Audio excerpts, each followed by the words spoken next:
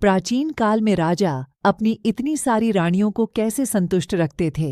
अधिकतर विवाह राजनीतिक आवश्यकताओं से किए जाते थे। सभी रानियों की संतुष्टि एक राजा द्वारा असंभव है। एक समय में एक ही रानी राजा की नज़र चढ़ी होती थी। उसका कारण उसकी सुंदरता या उसका यौवन या कई बार उसकी बुद्धिमत्ता होती थी। इसे सामान्य भाषा में पटरानी कहा जाता था। जब कोई नई रानी इन्हीं कारणों से या किसी और कारण से राजा की नज़रों में आ जाती तो वो पटरानी हो जाती और पुरानी पटरानी साधारण रानियों में आ जाती थी। सबसे बड़ी रानी अधिकतर राजनीतिक रूप से भी शक्तिशाली होती थी और उसे महारानी कहा जाता था। उसका सम्मान तो होता था किंतु उससे प्रेम होना आवश्यक नहीं था। यदि उसका कोई पुत्र होता तो वह युवराज होता था, किंतु यदि न हो तो उसका महारानी वाला सम्मान भी खत्म हो जाता था। सभी रानियों में आपस में प्रतिस्पर्धा लगी रहती थी, एक राजा का प्यार पाने के लिए और दूसरा अपने पुत्र का भविष्य निश्चित करने के लिए।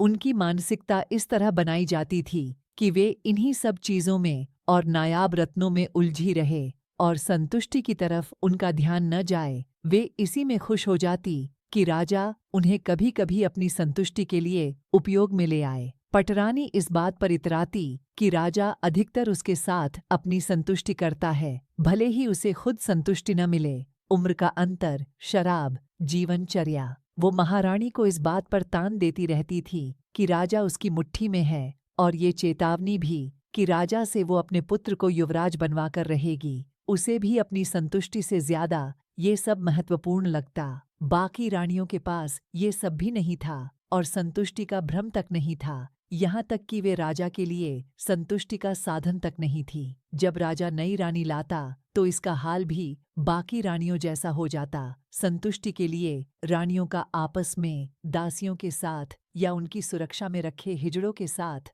अप्राकृतिक संबंध होना आम बात थी। कभी कभी लाखों पहरे के बावजूद किसी भी रानी के संबंध किसी पर पुरुष से हो ही जाते थे। ये अक्सर दरबारी राजपुरुष, रिश्तेदार, सेवक, सेविकाओं के पति या अन्य प्रभावशाली नागरिक हो सकते थे जिनका राजभवन में आना जाना हो और सेविकाओं की मदद से वो रनिवास में घुसकर सेफली निकाल सकते थे। ऐसे षड्यंत्रों से इतिहास भरा पड़ा है, किंतु पुरुष सत्तात्मक समाज राजा के ही पौरुष का महिमा मंडन करता है। रानियों की संख्या बताकर, हरम की साइज बताकर और इसके बावजूद राजा के गणिकाओं से संबंध बताकर अच्छा लगा कि हजारों साल बाद किसी ने रानियों की संतुष्टि की चिंता की।